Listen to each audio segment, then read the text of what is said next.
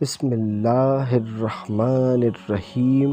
السلام علیکم ورحمۃ اللہ وبرکاتہ۔ یہ بہلول بھی کسی قبیلے کا فرد تھا۔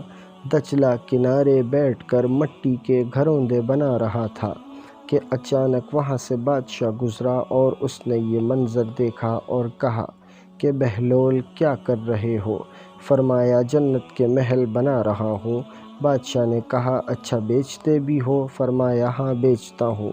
کہا کتنے کا؟ فرمایا 10 دینار کا۔ بادشاہ مسکرانے لگا اور سوچنے لگا کہ دیوانہ ہے، مجنوں ہے، اپنی موج میں لگا ہے، اور یہ سوچ کر وہاں سے نکل گیا۔ اتنے میں ملکہ زبیدہ بھی وہاں پہنچیں اور انہوں نے بھی یہ منظر دیکھا اور کہا بہلول کیا کر رہے ہیں؟ وہی جواب آیا کہ جنت کے محل بنا رہا ہوں۔ کہا بیچتے ہیں؟ فرمایا ہاں بیچتا ہوں۔ پوچھا کتنے کا؟ کہا 10 دینار کا۔ تو اس نے 10 دینار دے کر محل خرید لیا، اور بہلول نے فرمایا یہ مکان تیرا ہوا، یہ محل تیرا ہوا۔ پھر بادشاہ اور ملکہ محل پہنچے اور سو گئے، اور پھر منظر جاگا۔ بادشاہ نے دیکھا کہ جنت کے محل بنے ہوئے ہیں، خوبصورت ترین محل ہیں، اور اس نے ایک محل کی طرف دیکھا تو وہاں ملکہ زبیدہ لکھا ہوا تھا۔ بادشاہ نے اس میں جانے کی کوشش کی تو دربان نے اسے روکا اور کہا یہ ملکہ کا محل ہے۔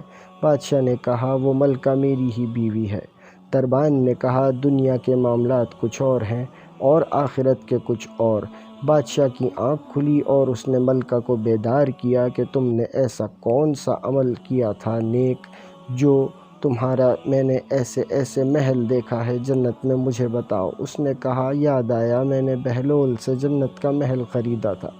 بادشاہ سر پکڑ کر بیٹھ گیا کہ وہ تو مجھے بھی کہتا تھا مگر میں اسے مجنوں دیوانہ سمجھتا رہا۔ اب بادشاہ بہلول کی تلاش میں نکل پڑا اور اس کا دل دھڑک رہا تھا۔ آخرکار بہلول دانا اسے ملے اور اس نے دیکھا وہ وہی محل بنا رہے ہیں۔ اس نے کہا بہلول کیا کر رہے ہو؟ وہی جواب آیا جنت کے محل بنا رہا ہوں۔ بادشاہ نے جیب میں ہاتھ ڈالا اور پوچھا بیچتے ہو؟ انہوں نے کہا بیچتا ہوں۔ انہوں نے پوچھا کتنے کا؟ تو بہلول دانا نے کہا آدھی حکومت لگے گی۔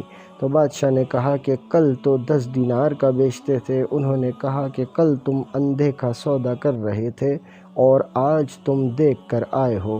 حضور صلی اللہ علیہ وآلہ وسلم نے ارشاد فرمایا صحابہ تمہیں مبارک ہو، تم نے مجھے دیکھا اور تم مجھ پر ایمان لائے، اور انہیں 7 مبارکیں جو مجھے دیکھیں گے نہیں مگر پھر بھی مجھ پر ایمان لائیں گے۔ سبحان اللہ۔